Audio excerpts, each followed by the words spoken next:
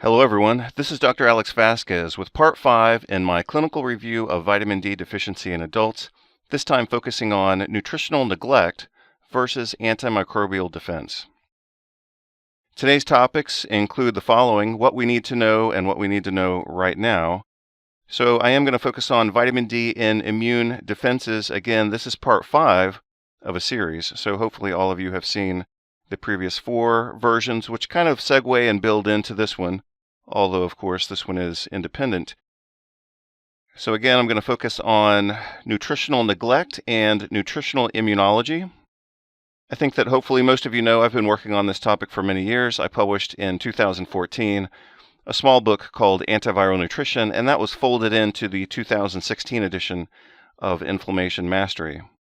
So just like I've done with the previous 4 videos, today I'll introduce some biological plausibility, and then we will dive into the clinical evidence. One of the essential realizations for today is that vitamin D is active in essentially every aspect of nonspecific defenses, which I reviewed in video number 3 on barrier defense, innate immunity, and acquired defenses.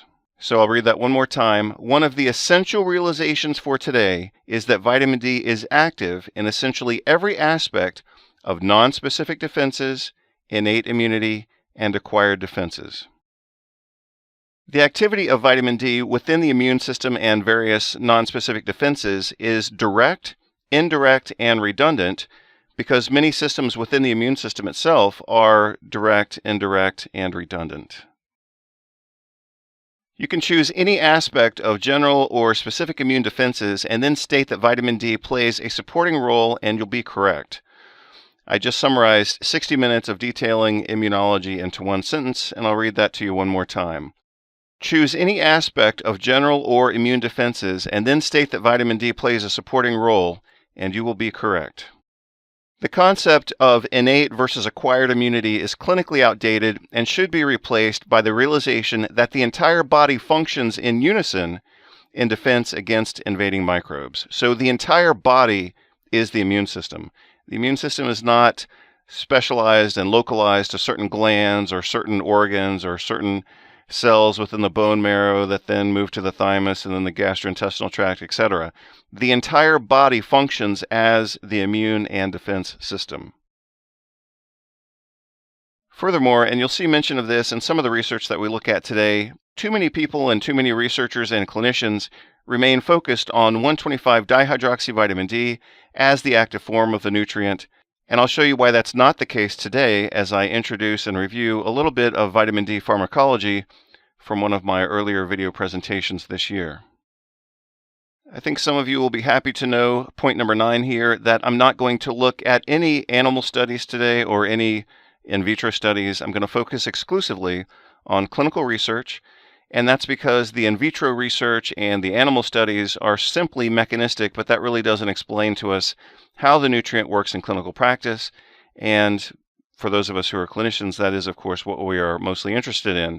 So as I state here, point number 9, a purely mechanistic understanding of vitamin D's roles in immune function must by definition be myopic, and therefore of little value or perhaps even useless, because the majority of that type of research has to be based on in vitro and animal experimentation.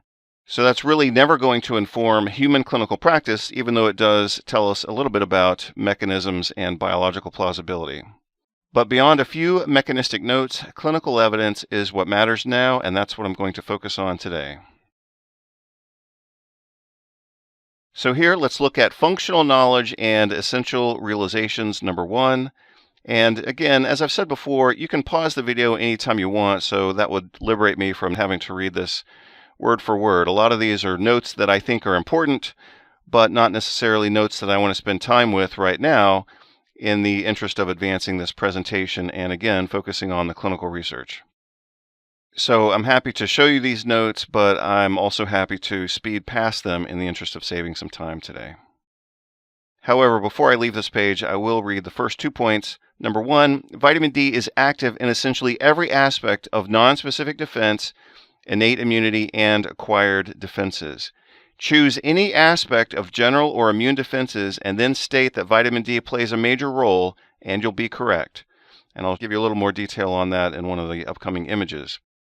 So let's look here at functional knowledge and essential realizations, part number 2. Again, you can read this entire page on your own time, but I do want to focus in on a question and an answer. How does vitamin D function to improve immune function and antimicrobial defense?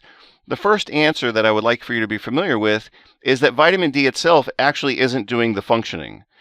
So as I state here, answer number 1, for the most part, vitamin D does not do the functioning as if it were a drug, but rather by enabling proper physiologic function and antimicrobial responses. My second answer is to say that to a very minor degree, vitamin D can function in a pharmacologic manner against some viruses, such as the so-called COVID-19 coronavirus. Furthermore, vitamin D can function in a pharmacologic manner when used in supraphysiologic dosing to achieve supraphysiologic levels of 25-hydroxyvitamin D and thus supraphysiologic activation of the VDR and other pathways. So again, the question is, how does vitamin D function to improve immune defense? The most important answer is to say that vitamin D actually doesn't function.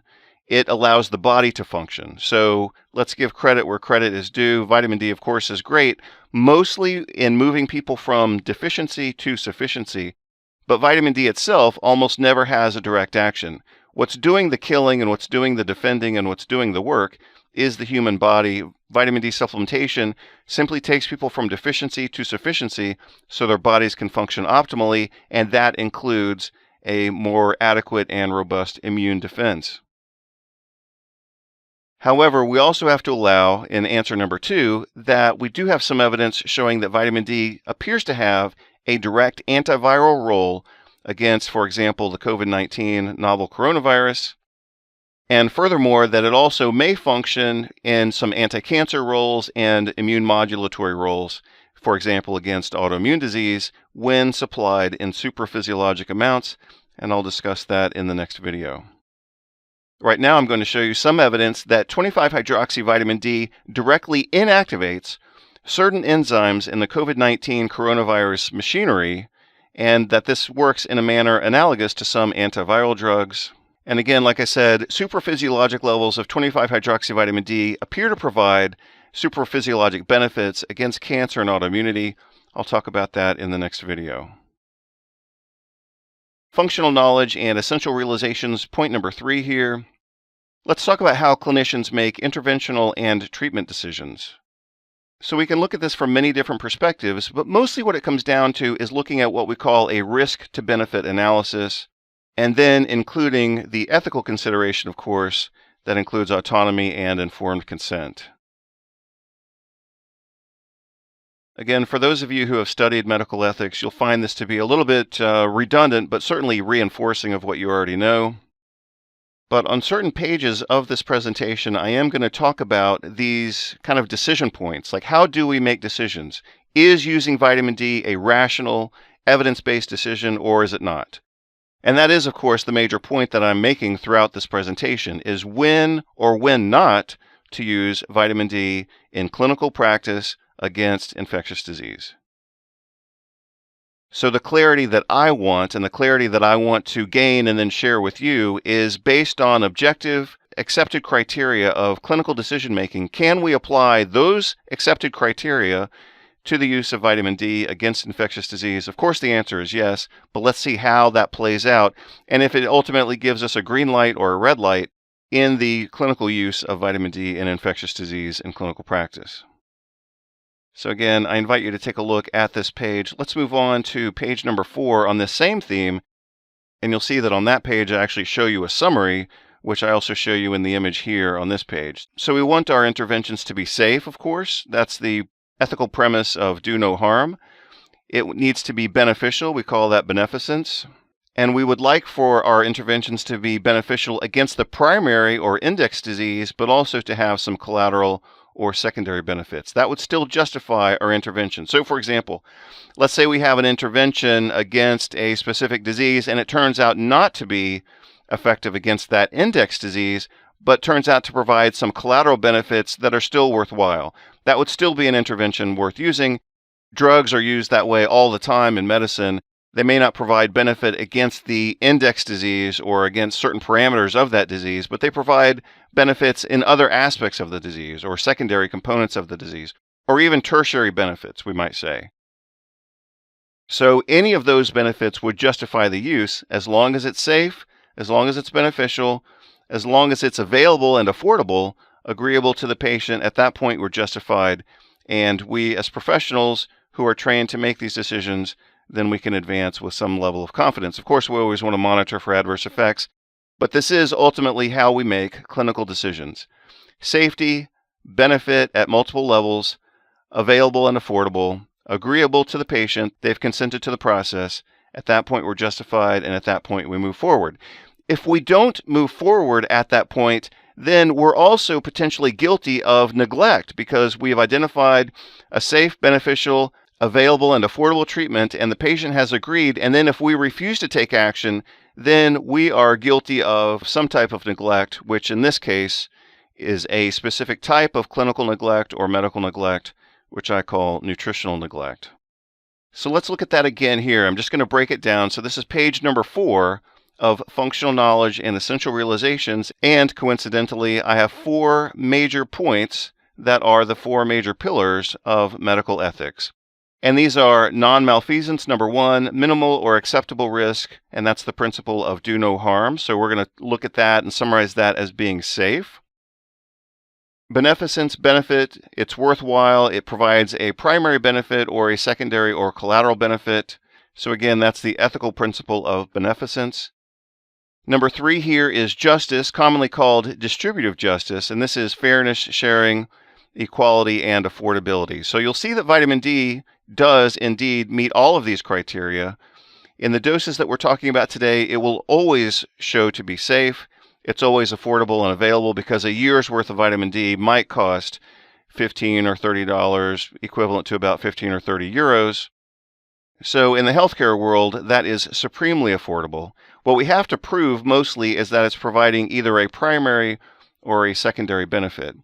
And like I said before, I think we should all be familiar with the ethical principle of autonomy, which can only occur with information and then the informed consent of the patient. So again, these are, without any doubt whatsoever, the 4 major pillars of what we call clinical ethics or medical ethics. Now, we could extend this list to include a few others. Sometimes the list goes to 7, but the 4 indisputable basic pillars of medical ethics are non-malfeasance, beneficence, justice, and autonomy, which includes informed consent.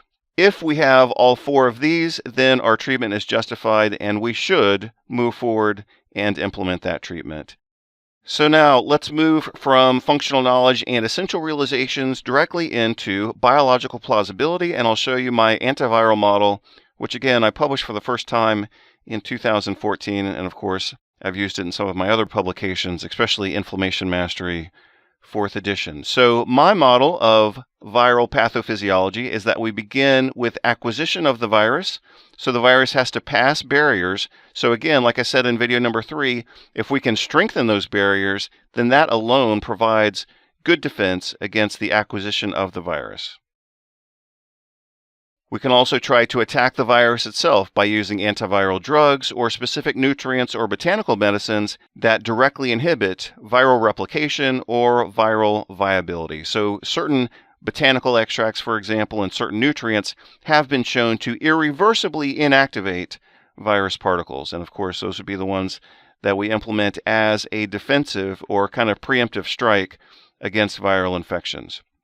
So again, step number 1 is acquisition of the virus. Once the virus is in, it has to replicate, and we can use various nutrients to inhibit that process. If the virus is successful in entering and then replicating, then the immune system begins to sense what's going on and mount a non-specific and also a specific T-cell mediated and also B-cell mediated defense. If the virus is successful in entering and then replicating, the next line of defense is the immune system, either innate immune system or the specific immune system, which itself has 2 components, that is cell-mediated defense and also humoral or antibody-mediated defense from the B cells that transform into plasma cells. And again, as I said before, the entire body functions together in the immune response, not simply what we classically think of as the prototypic immune cells. The entire body is working together here. So we have to support whole body health to get a whole body competent defensive response. So we all know that during the course of an infection, the virus enters, replicates, the immune system responds, but then we always see some type of cellular or systemic impact. So we have to address that aspect of the total phenomenon of the viral infection. So again, the virus enters, replicates, the immune system responds, but we always have a systemic or cellular complication, and we can also strengthen this cellular and systemic adaptation to the infection for clinical benefit as well, because we need to support mitochondrial function, we need to support antioxidant defenses, etc., because those systems are damaged during the course of a viral infection. So how does vitamin D play into this model? Well, we know that vitamin D strengthens barriers, it strengthens the epithelial cells, and it also increases antimicrobial peptide production, in this case including secretory IgA, which is the immune globulin on mucosal surfaces, such as the gastrointestinal tract, genitourinary tract, oral cavity, and respiratory tract, including the lungs. Furthermore, we know that vitamin D strengthens tight junctions between the cells, and also improves the microbiome, and that, of course, has effects throughout the entire body. In various models, 1,25-dihydroxyvitamin D inhibits viral replication, and we know that it also inhibits the transcription factor NF-kappa B, which participates in viral replication as well. As I showed you in video number 4, vitamin D also inhibits or modulates and lowers tumor necrosis factor alpha, which is an endogenous factor, it's a cytokine, that actually stimulates viral replication. So if we can modulate that or lower that or control that with vitamin D, then of course that would indirectly inhibit viral replication, and that would give the immune system kind of the upper hand or a strategic advantage. And what I'll show you right now is the new data showing that vitamin D functions as a mechanistic antiviral or a pharmacologic antiviral against the COVID-19 virus. Let's take a look at that right now from the American Journal of Physiology 2021. This was published in June. And let's focus on the title, showing that vitamin D metabolites can inhibit the SARS-CoV-2 replication machinery enzymes. I'll read that to you one more time. Vitamin D metabolites can inhibit the SARS-CoV-2 replication machinery enzymes. Let's focus in on their research findings. Metabolites of vitamin D and pre-vitamin D produced in the skin following ultraviolet B exposure inhibited 2 key enzymes of the COVID-19 coronavirus. While 25-hydroxyvitamin D was impressively effective against both enzymes, other UVB-produced pre-D3 metabolites were also potent. And, as I say here in my own words, one could reasonably anticipate a synergistic or entourage effect. Now let me show you 2 tables from this article. Here in their table 1, they show binding affinities of various agents against the SARS-CoV enzyme Impro, as they've stated here. And again, this is specific to a replicative enzyme used by the SARS-CoV-2 virus called Impro. Now let's look at the evidence against another enzyme here. So this is binding affinity of various drugs and metabolites against the COVID-19 enzyme RDRP, again in comparison with some standard antiviral drugs. And lo and behold, we notice that 25-hydroxyvitamin D, which is the dominant metabolite of vitamin D in the blood, we notice that that particular metabolite is actually the most potent inhibitor or binder of this enzyme, again, in SARS-CoV-2 or the COVID-19 virus, RDRP. 25-hydroxyvitamin D3 is something that we can increase in the serum very quickly through the use of nutritional supplementation. And again, it is the most potent metabolite against this particular enzyme of the COVID-19 virus, more effective than other vitamin D metabolites and more effective than all of the antiviral drugs tested in this model. So I invite you to take a look at that article if you have interest in it. Again, it was recently published, American Journal of Physiology, 2021 in June, again published by the American Physiological Society. So let's continue my diagram explanation here, again supporting the biological plausibility of vitamin D use against viral infections. So I've already discussed the acquisition step or the direct antiviral step. I talked about how vitamin D can directly and indirectly inhibit replication. Now let's talk about immunonutrition. So we know that vitamin D improves antigen presentation, cell-mediated immunity, immune globulin-mediated immunity as well. And occasionally some studies have shown that vitamin D improves the response to vaccines, and that's what we would expect given what I've said above, and that is it improves antigen presentation as well as antibody-mediated immunity. And as I reviewed in great detail in video number 4, we know that vitamin D modulates or reduces inflammation. At the cellular and systemic level, we know that vitamin D supports mitochondrial function, reduces neuroinflammation, promotes inflammation resolution, also promotes glutathione formation and magnesium absorption, and that would provide some collateral benefits. And I also showed you in video number 4 a clinical study showing that vitamin D promotes recovery from virus infection and specifically the COVID-19 infection. And finally, with regard to cellular and systemic health, I also showed you in video number 1 how vitamin D alleviates chronic pain and pain amplification, and in video number 2, how vitamin D supplementation alleviates anxiety and depression. So I'm going to focus today on viral infections, but a lot of this information would be essentially the same for bacterial and fungal infections. So before we leave this page, I want everybody to focus in on what I had said before, and that is that vitamin D functions at virtually every level of non-specific defense, viral inhibition, and also immunity and systemic health. So again, in defense against an invading microbe, whether that's a fungus or a bacteria or a virus, the entire body has to work in unison. And that's why we're going to see our best clinical results from agents that improve health, defense, and resilience at every level, starting with the acquisition of the microbe. In the case of viruses, inhibiting viral replication, which occurs through human molecular machinery, and then again in response to all microbes, specific and non-specific defenses, and the cellular and systemic consequences and response.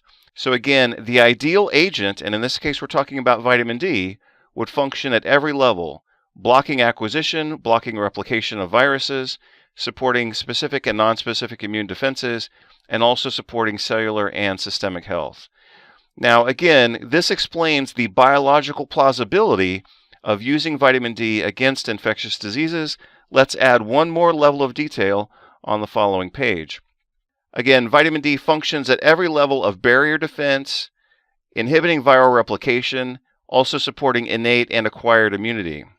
Vitamin D also supports cellular and systemic health to reduce the burden, severity, frequency, and consequences of infectious diseases. And here I'll show you that vitamin D supplementation specifically increases production of interferon gamma. So interferon gamma is a cytokine, and the reason it's called interferon is because it interferes with viral replication.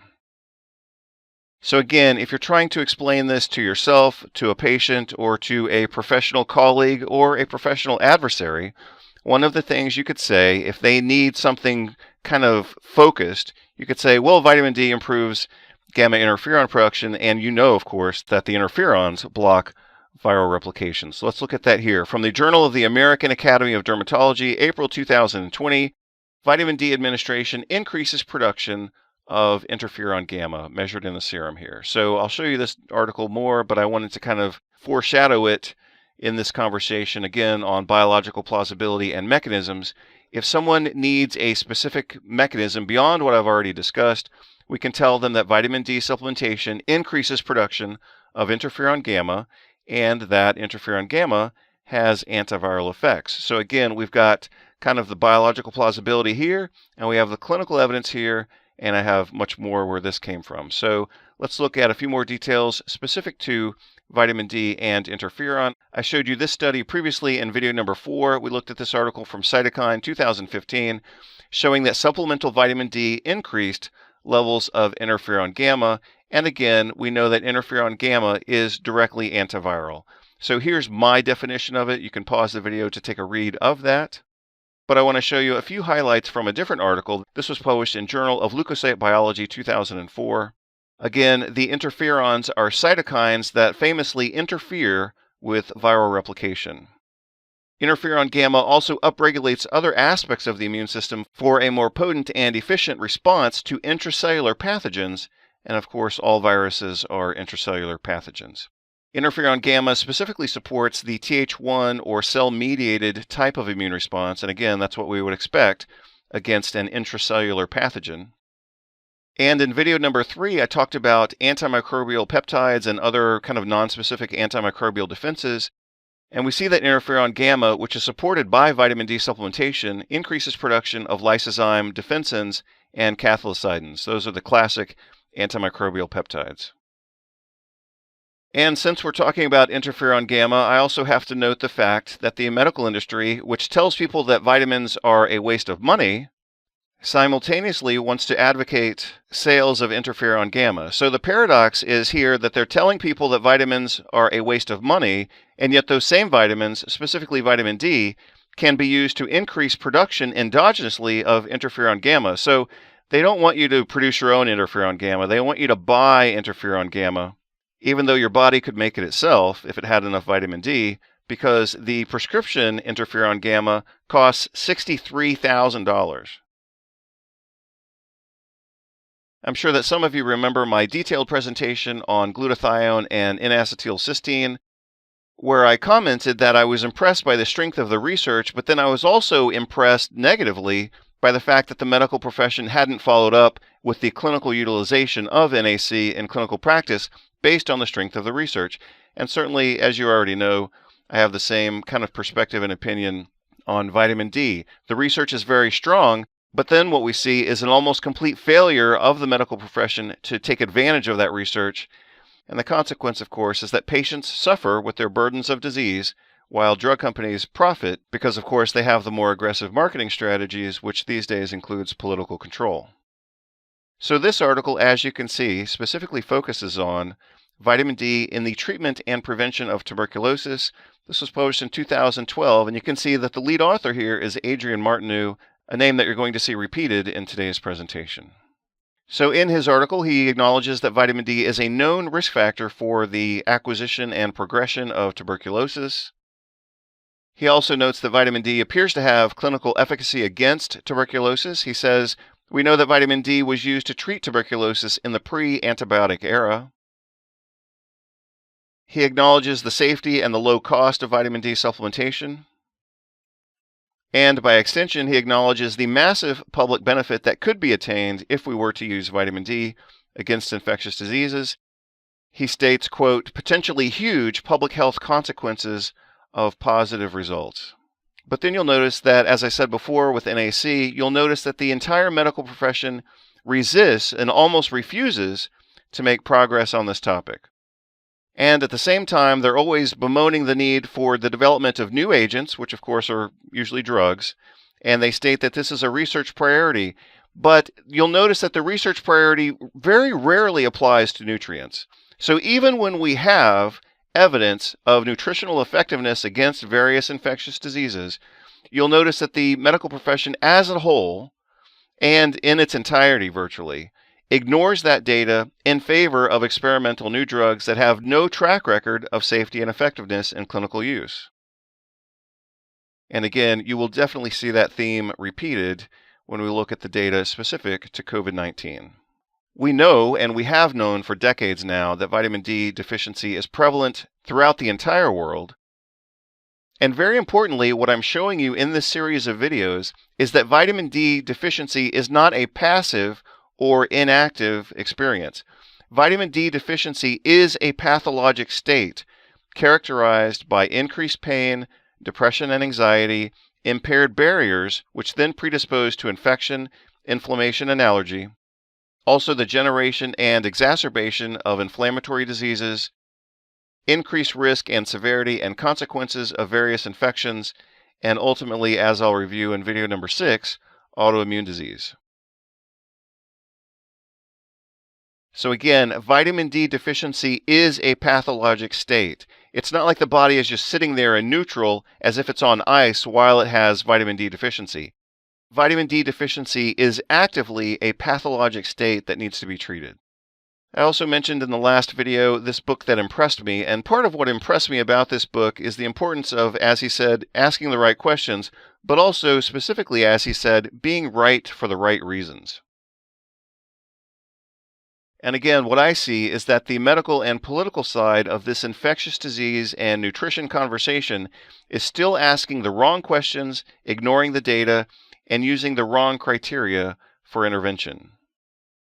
A lot of the research that I've looked at, and some of which we'll look at today in today's presentation, is still using the wrong dose of vitamin D, as I state here in point number 1, and also continuing to focus too much on the 125 dihydroxyvitamin D instead of the more biologically active form, which is 25 hydroxyvitamin D. So a lot of times you'll see 25 hydroxyvitamin D described as the circulating form or the marker for vitamin D status, and yes, that's true, but it's also biologically active.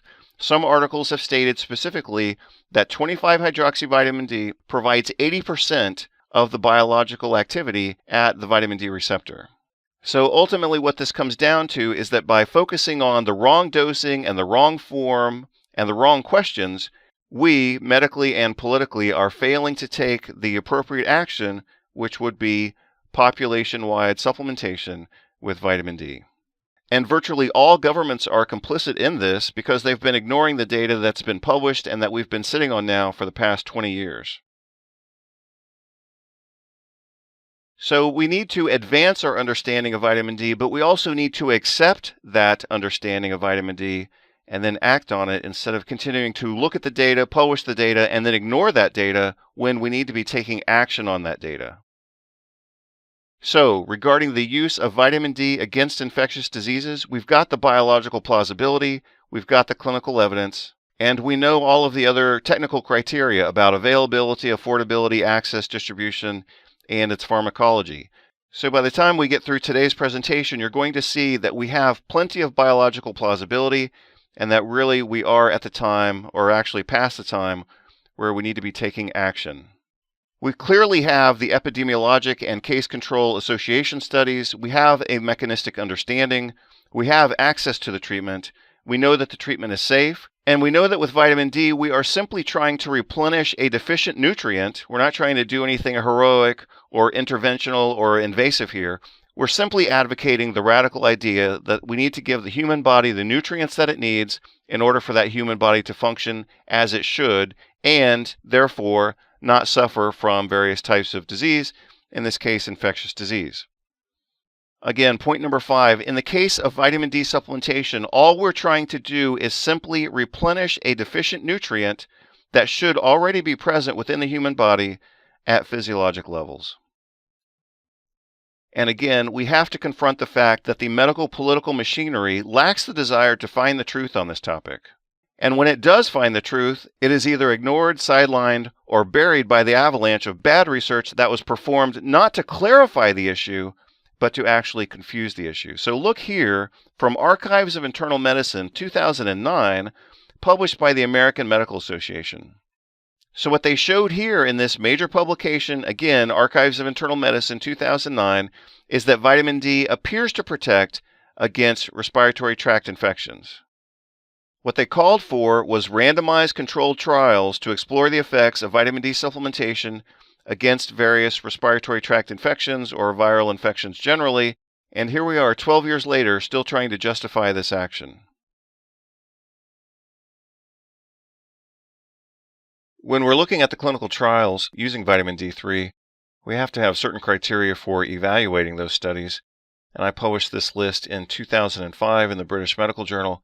We want to look for competent dosing. Now, if that's for preventive or maintenance use, that would be approximately 3,000 to 10,000 international units per day for adults. Dosing for acute situations such as an active infection would be slightly different. We might use vitamin D3 at 60,000 to 80,000 international units per day for 14 days, or we might use the form of 25 hydroxyvitamin D at an average of 90 micrograms per day for 15 days, starting on the first day with a loading dose, and we'll take a look at several studies that have used that type of protocol.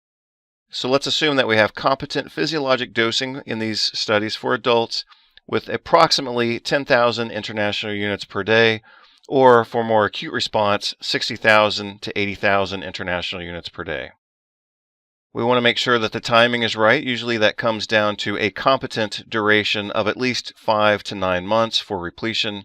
Obviously, in the acute studies, we have to look at shorter duration, but either way you look at it, we have to look at the timing of intervention with respect to the timing of the disease. We want to make sure that studies have used the proper form of vitamin D, and that's typically vitamin D3 for preventive or long-term use.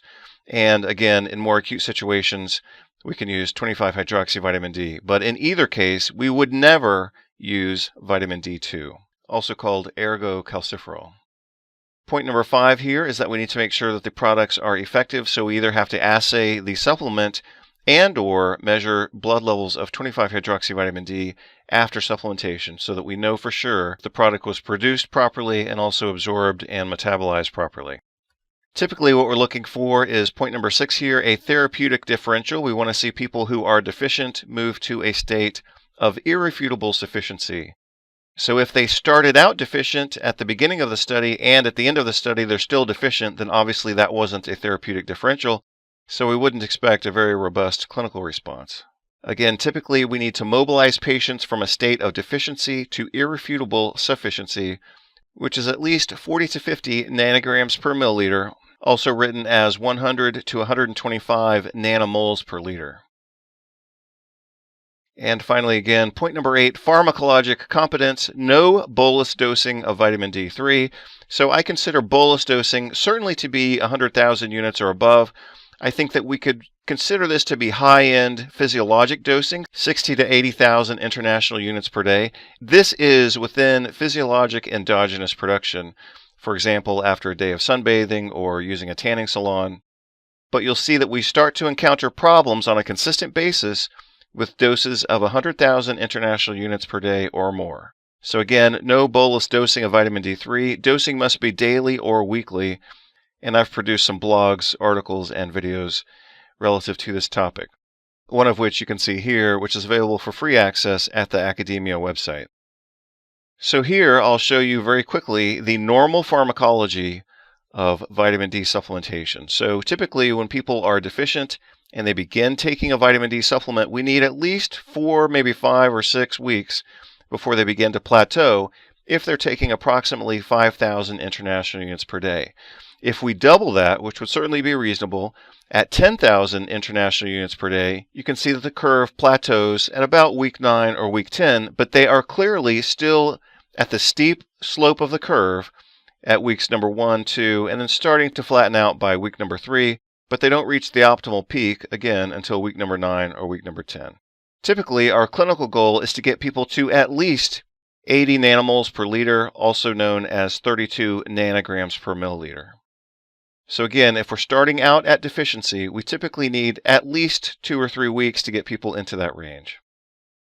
And again, this chart represents the serum response of 25-hydroxyvitamin D to supplementation with physiologic doses of vitamin D3. Starting at deficiency, blood levels become adequate at about 2 or 3 weeks, whether we're using 5,000 international units per day or 10,000 international units per day.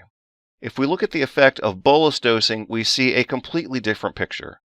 When patients are exposed to a bolus dose of 100,000 international units, we see that their vitamin D level peaks very high for about 10 days and then comes crashing down.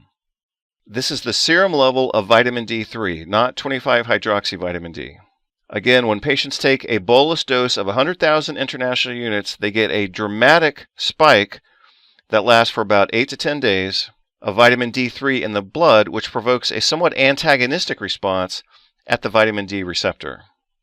As you would expect, after this vitamin D3 leaves the blood, it goes into the tissues and maintains very high levels of vitamin D3 in the tissues for approximately 3 months.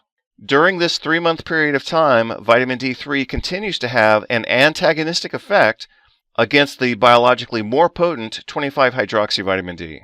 Following bolus dosing, 25-hydroxyvitamin D levels start to increase, but don't really peak until about, again, week number 1 up to week number 4.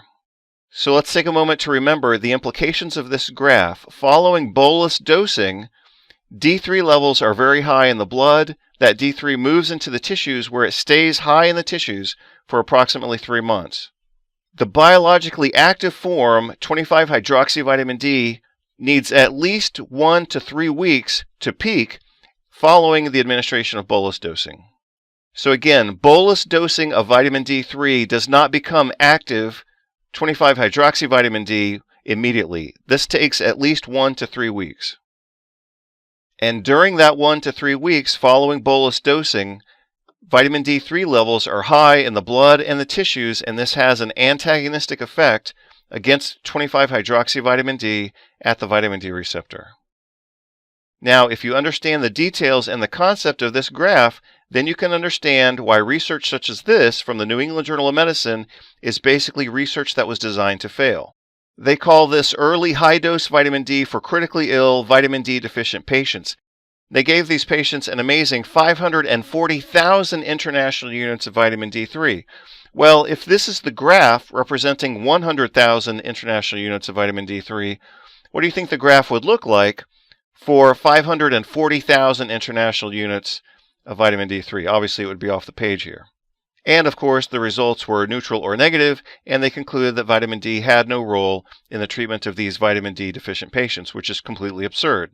The reason that vitamin D3 did not function with therapeutic efficacy in these patients is because the vitamin D level spiked, then remained high in the tissue while it created an antagonistic effect against 25-hydroxyvitamin D.